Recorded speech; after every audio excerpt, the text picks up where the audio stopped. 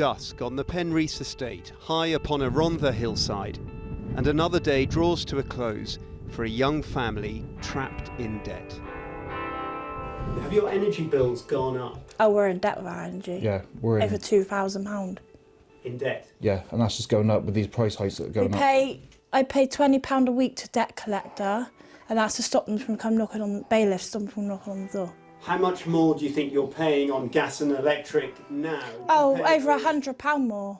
For example, Christmas last year, we had to borrow nearly £500 off my parents just to get by for Christmas. And then we used Charities as well, didn't we? Yeah, food banks. We had to use Charities just to fund Christmas. Like, I've never had to do that before, but we just couldn't afford it. Ed Cuss is a former army chef training to become an HGV driver. His wife Misha hopes one day to become a teacher. They're on benefits and have 3 children under the age of 10 whose clothes come gifted from relatives and charity.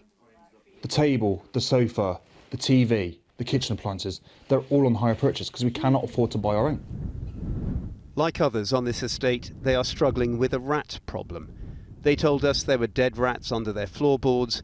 We spotted 2 in their garden, and some here are choosing to avoid the call-out costs for pest control. We had him out in the attic last year and that cost 90 quid for him to get rid of them. And then at Christmas we had them obviously chewing the carpet and that, and he was going to come out then, but I couldn't afford it, and he said, well, the cheaper option is to just go out and buy a bag of concrete and wool, wire wool, and stuff the hole with that.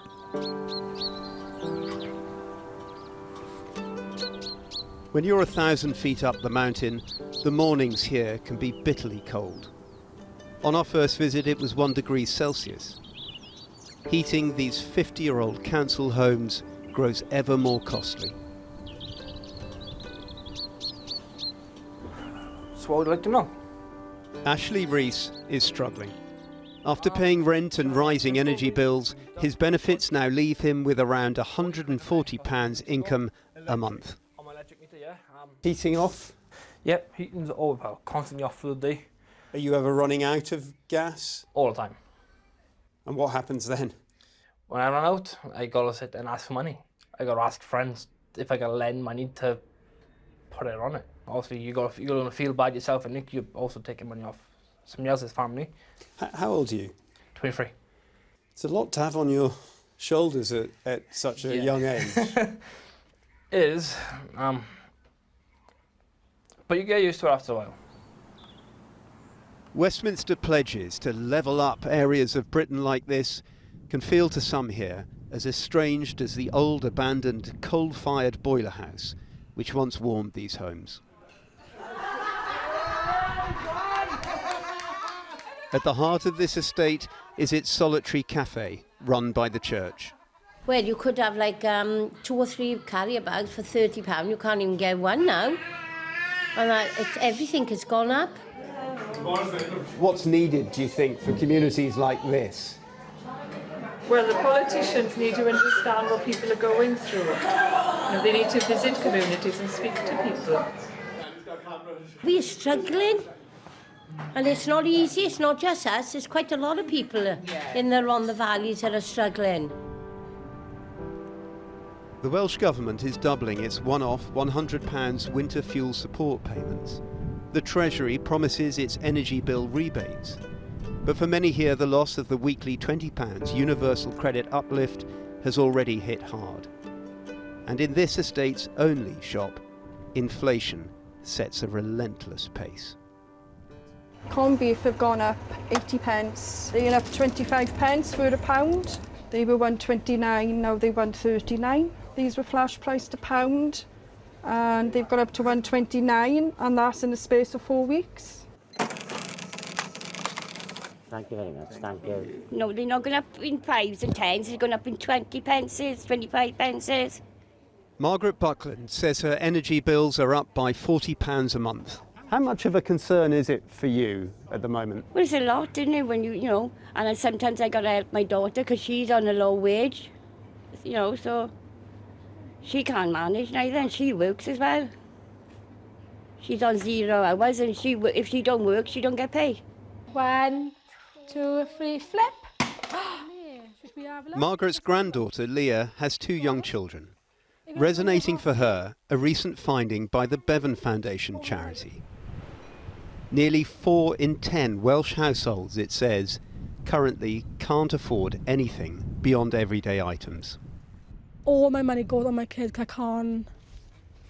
I don't want to do me and then leave my kids short. So the idea of going shopping for your clothes or going to the cinema? Can't do that. Going for a haircut? No, it's all the money I have. I've got to go to my children, otherwise my children will be without. Everyone we meet on the estate speaks highly of this community. The sense of mutual support, of resilience, of belonging is powerful. But there's a strong sense also here that more help is needed urgently and targeted especially at those on low incomes. What if these prices, electric, gas, go up even further this year as expected? Politely, I could be screwed. What do you want for you and your kids in the long term? For prices to come down, for us to be able to do things without worrying, oh, I haven't got this money, I can't do this, I've got a budget. I just want a normal life, just not without worries. On Friday, the temperature here is set to drop to below 0. It can feel very exposed high up on the Penrhys estate, to the elements, and right now, to much more. Well, something of a row has broken out tonight about one of the schemes set up to help households this year, and it involves the £150 council tax rebate for eligible households in England. It only applies in England because it's a devolved area. The Treasury has previously said that it will be giving the Welsh Government around £180 million in lieu of that. But then we had the Welsh First Minister today tweeting that there will be no extra money coming to Wales. Now, the Treasury's pushed back very hard on this. It appears that that money is coming to Wales. But what the Welsh Government is arguing, seemingly, is that it is entirely offset by what it claims is a reduction in other funding they were expecting from Westminster.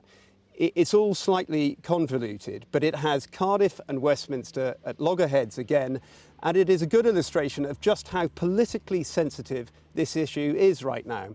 We'll have to wait until next week before we find out what the Welsh Government is planning in terms of further support packages it's going to provide.